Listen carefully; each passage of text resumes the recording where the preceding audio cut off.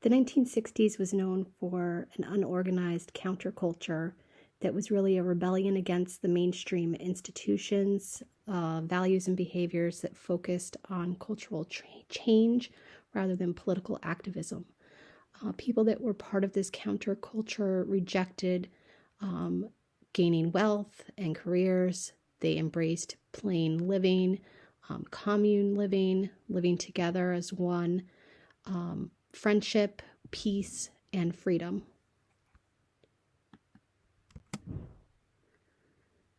The lifestyle for the counterculture really focused on peace, love, harmony, rock and roll music, mystical religions, mind-altering drugs, casual sex, yoga, vegetarianism, organic food, and communal living. Communes are going to be created throughout the country. Some of the main areas, though, where communes were created were San Francisco, New York City's Greenwich Village, Chicago, and Atlanta's 14th Street. One of the biggest counterculture events that's going to take place in the 1960s is Woodstock in August 1969. And during this event, it's going to be a 3-day event. It's going to take place in Bethel, New York, on a 600-acre farm. More than 400,000 people are going to come to the countryside of New York to attend this event. And it's going to be a 3-day event of music, all-star musicians like Jimi Hendrix, Jefferson Airplane, Janis Joplin, Santana, The Who, Joan Baez, Stills, and Nash are all going to be musicians that are going to be in attendance at this one-of-a-kind 3-day event. Another movement that's going to happen in the 60s and 70s is the new feminism movement. And this is really going to be started by this woman named Betty Friedan. And she's going to be one of the leading women that's going to be part of this post-war women's movement. She's famous for publishing the book, The Feminine Mystique, in 1963. In the book, she's going to argue that her generation, that included upper and middle class women, lost ground after World War II, and that they suffered from the happy homemaker syndrome, so that they were, working in the workforce during World War II. They were pulled out of the workforce after World War II, and now they were kind of forced into this position of being the happy mom that worked at home, didn't go to work, didn't have a job, and just took care of the family. She's going to blame media and advertising for brainwashing women that this was an okay role for them. And she really believed that women were duped into believing homemaking was their natural destiny when it really wasn't. One of the organizations that's going to form to help support the feminism movement is the organization NOW, or better known as the National Organization for Women. And this organization is going to promote true equity for women all over the country. Their goal was to end gender discrimination in the workplace, legalize abortion, and gain federal support for child care centers. Another woman that is a big part of the feminist movement is Gloria Steinem, and she is known for starting the magazine Miss Magazine in 1971. This is going to be the first feminist magazine with a national readership. Amazingly, it's going to sell 300,000 copies in the first 8 days of publication. And she's going to become the public face of the women's liberation movement.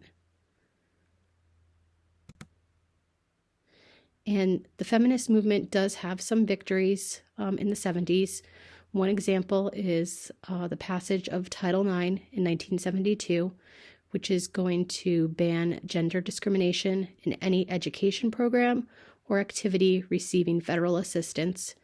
This is going to help increase female participation in high school and college sports. It's also going to increase the amount of women that are going to be able to now attend college and master degree programs throughout the country. Another almost victory for the feminist movement is the Equal Rights Amendment, the ERA. If this amendment was ratified by the states, it would have required equal treatment of women throughout society and politics. So it passed through Congress, but it needed to be ratified by the states. By 1973, only 28 states had ratified the amendment, and they needed to have 38 states ratify the amendment in order for it to be approved. And so this never happened.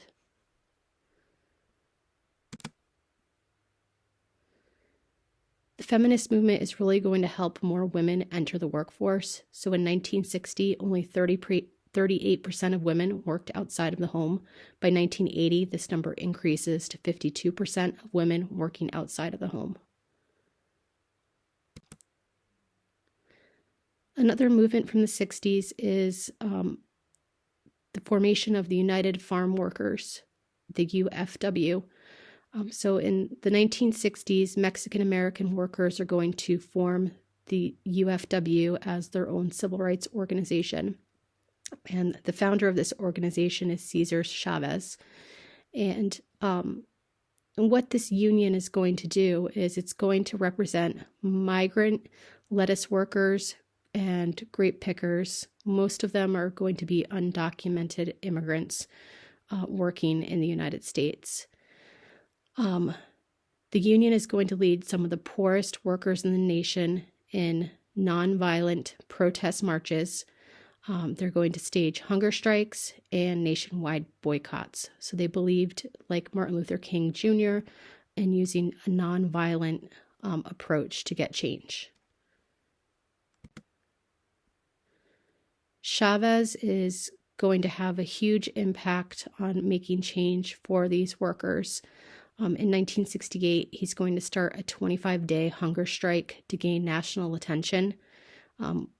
He's going to meet Robert Kennedy in 1968, and Robert Kennedy said, "The world must know from this time forward that the migrant farm workers, the Mexican American, is coming into his own rights. You are winning it for yourselves, and therefore no one can ever take it away." By 1970, grape growers are going to agree to increase the wages of their workers and also offer health benefits to their workers as well. So the organization really helps to create change for these migrant workers. Native Americans are also going to come together to try to promote change. The Native Americans are going to come together under the Red Power movement. And one example of a protest that they lead is going to happen on November 20th, 1969, when 14 Red Power activists are going to go and occupy Alcatraz Island, which was a former prison off the coast of San Francisco, and hundreds of others are going to join them in this protest. So they occupy the island, and President Nixon actually ends up cutting off the electricity, phone, and water to the island to try to get them to leave. Many of them do leave, but there's still many that stay. The government actually has to forcefully remove the remaining protesters on June 11th, 1971. So you could see for several months, they occupy the island as a protest to more rights for Native Americans. Another part of the Native American movement is the American Indian movement, also known as AIM. And this organization is going to take part in the Trail of Broken Treaties caravan in October 1972, where they're going to, as a group, travel to Washington, D.C. to draw attention to the government's broken promises that they've made to Native American tribes throughout American history. When they arrive in D.C., Nixon's officials are going to refuse to meet with them. And so what the organization is going to do is it's going to hold a sit-in at the Bureau of Indian Affairs as a protest to try to get attention. In 1973, another event that's going to take place is 200 Sioux Native Americans are going to occupy Wounded Knee, where the Battle of Wounded Knee had taken place that we've previously talked about at the beginning of the semester.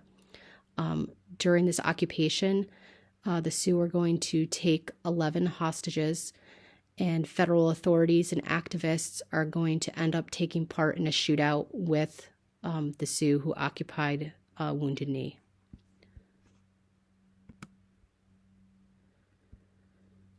Another group of individuals that is going to fight for equal rights is the gay, lesbian, bisexual, and transgender people of the United States.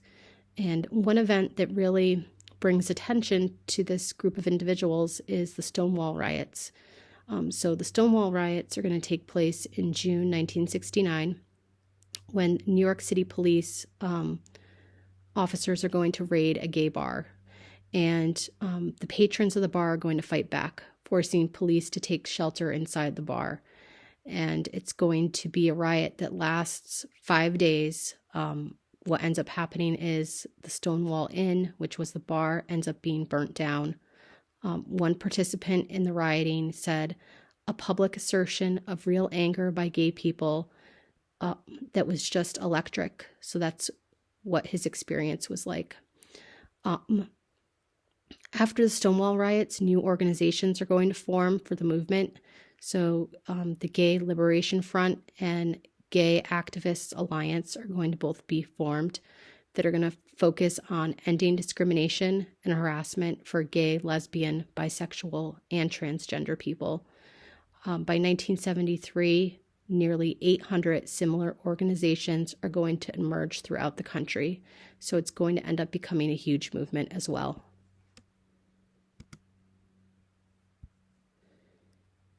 Now, while President Nixon is president, he has a domestic agenda that he wants to focus on.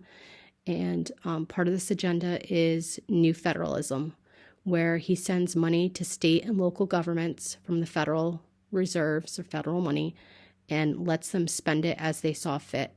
So depending on the state, their needs might be different. So he's letting each state decide what it is that they need to spend federal money on. He isn't forcing them to spend it on certain programs or certain types of funding. While he is president, he's also going to cut several programs that were created by President Johnson in order to cut back federal spending. Another thing that happens under Nixon's presidency is the passage of the 26th Amendment in 1971, which is going to allow anyone 18 years of age and up to vote in elections. Prior to this, it was 21 years of age and up. The Occupational Safety and Health Act will be passed in 1970, and also the Federal Election Campaign Act of 1971 will be passed under his presidency. One thing that happens under Nixon's presidency is stagflation.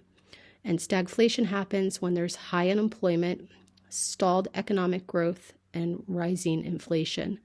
And some of the causes that made this happen by the time Nixon was president were a lot of the programs that were developed under President Johnson, the previous president. So he had developed many social welfare programs, which were giving people income, giving people payments to live. And so this was using a lot of government spending. He also spent a lot on the Vietnam War, and there were no tax increases taking place. So all this money was going out, but no more new money was coming into the federal government. Also, during this time, United States companies are going to start to face competition from West Germany and Japan. So we didn't have really foreign competition before this. So we were able to have high employment and high exports. And now that there are more businesses throughout the world that are, coming up now that it's been a while since World War II, and they've been able to rebuild, the U.S. companies have this competition. And so with the competition, they're going to end up having to make cuts. Energy prices are also increasing during this time, which is impacting everyone. We're going to see rising tensions in the 1970s in the Middle East. So in 1973, Egypt and Syria are going to attack the country of Israel on the Jewish holiday of Yom Kippur. And the United States is going to send aid to Israel. And so because we sent aid to Israel, the Arab members of OPEC, the Organization of Petroleum Exporting Countries, are going to cut off all oil shipments to the United States. And that's where we got the majority of our oil shipments at the time. We still do today. So this embargo, this cutoff of oil shipments, is going to create shortages throughout the United States, and gas prices are going to skyrocket throughout the country. There's going to be gas shortages. People are going to be limited to how many gallons of gas they can get. They're going to be limited to what days they can purchase gas. It'll be based on your license plate number, when you could go and purchase gas. There'll be long lines in order to go get gas. So this embargo starts in 1973, and it doesn't end until March 1974.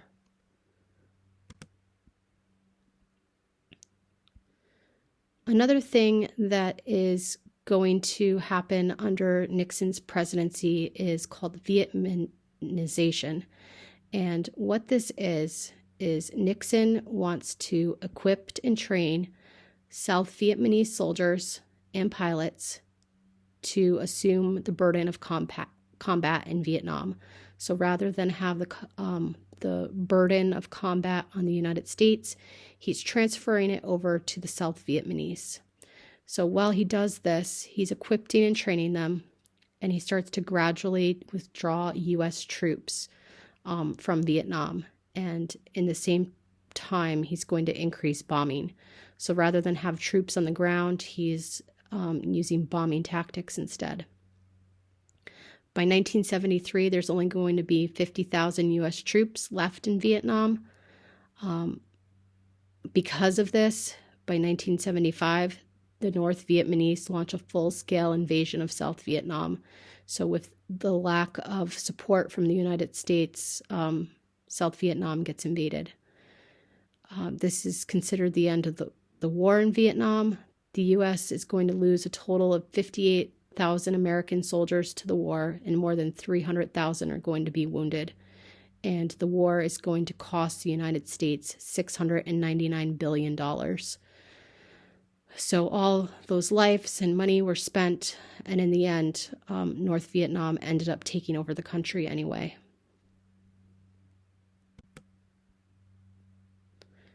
One huge event that's going to happen under Nixon's presidency is going to be when Nixon goes to China. So the United States and China had been cut off with relations since Chairman Mao Zedong and the communists took over China in 1949.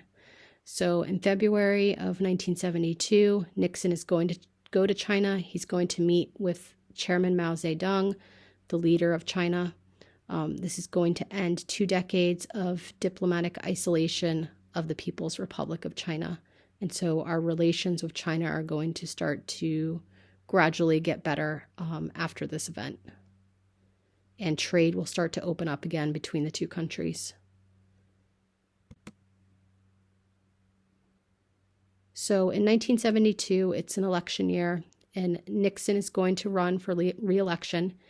He runs against the Democratic nominee, McGovern, and you could see from the map, it is a huge win for Nixon. He gets almost every single state in the country.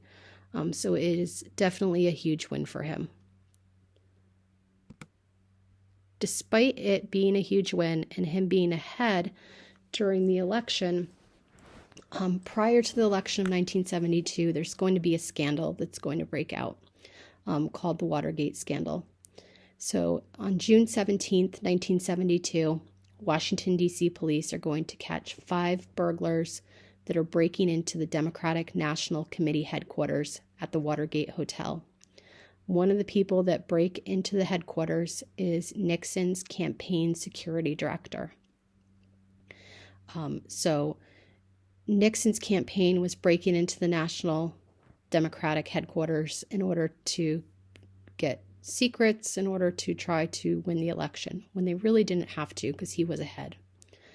In 1973, there's going to be tapes that are discovered in which conversations with Nixon are recorded talking about the Watergate scandal.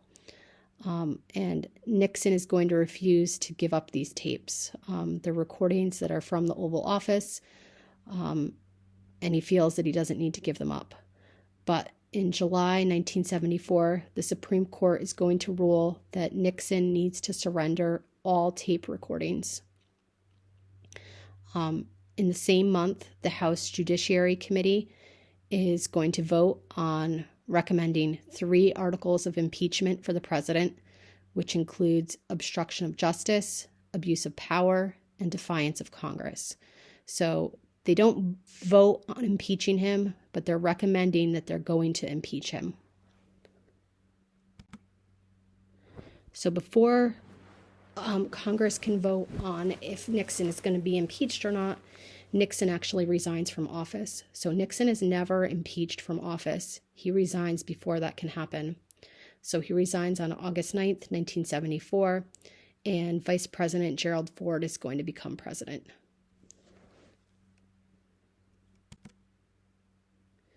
So that is all that we are going to cover for this course.